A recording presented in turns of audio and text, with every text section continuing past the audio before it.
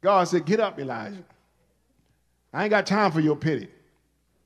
But, we got excuses. So Elijah, that's just his first excuse.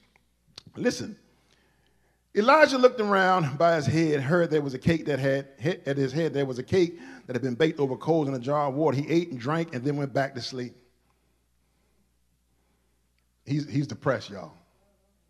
I'm going to eat because you told me to eat, but I ain't going nowhere because it's still the same thing. It's messed up out there, Lord. This world is crazy.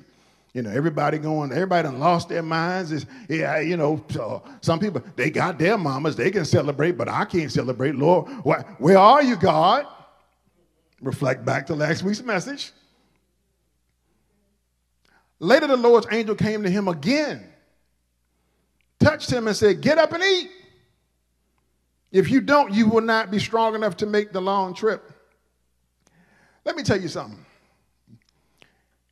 If I didn't keep moving when my mother passed, then I would be focused on her passing more than the responsibilities that lay ahead of me. See, I could easily get into a funk and say, well, my mom is gone now, so I'm not going to work anymore. I realize I got my wife and my kids, but they ain't my mother. So they got to understand, hey, I'm mourning right now. Okay, but how long does your mourning last? Because God is saying, get up. He said, you got a road still ahead of you. You got a journey, and you can't be on that journey when you're weak. So in this aspect of when he says get up, he's saying dig into your word. You pining because you don't have what you want, but yet you ain't digging in. You ain't working.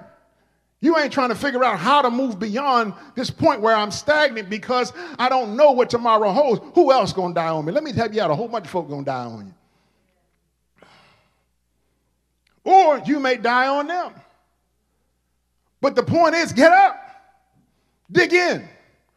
Find out what the scriptures say. Find out where your source of strength is. Find out how you can beat the pain that wants to take you under. That's what the world is designed to do. Satan is designed to take you under. He is designed to make you focused on what you lost versus what you've had and now what you can gain. That's a mind game. That's a mind fixer. Y'all said that Jesus is a mind fixer, heart regulator, all that kind of stuff. He can change your situation, right? But yet you don't believe it. Why? Because he took your mama. He took your loved one. He took your daddy. He took your child. Everybody's stuck somewhere, but as long as you're stuck, you are no earthly good to yourself or anybody else. Elijah, get up and eat because you still have a journey to take. Now, most of us, once we hear all that, we still ain't trying to hear it, right? You're like, well, you God. You could just make another one.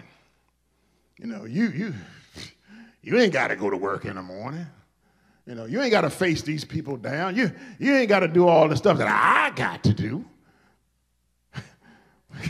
God's like, man, they done lost their minds. I done woke you up every morning. I put you in your right mind. I cover you when you can't cover yourself. I mean, who you think watching over you when you laying down at night? Because certainly it ain't you. Who you think keeps you? Who you think nudges you in the morning to get up? It ain't your alarm clock. It ain't your dog. It ain't your house. It ain't the person who you ain't supposed to be with who laying next to you. It's God. In the midst of all your mess, God still wakes you up. Why? Because he needs you to get up and keep moving because you still have some value and you need to find the value. Why is it that God sees more value in us than we see in ourselves? And you can't say he don't see no value in me. Did he die on the cross? He died for who? You and I. So he sees your value. So Elijah got up, he ate and drank, felt strong. Then Elijah walked for 40 days and nights to Mount Horeb, to the mountain of God. There Elijah went into a cave and spent the night. So he finally gets up. He finally starts moving, but he still ain't moving the way God wants him to move. So it's like, yeah, well, I know my mom's gone.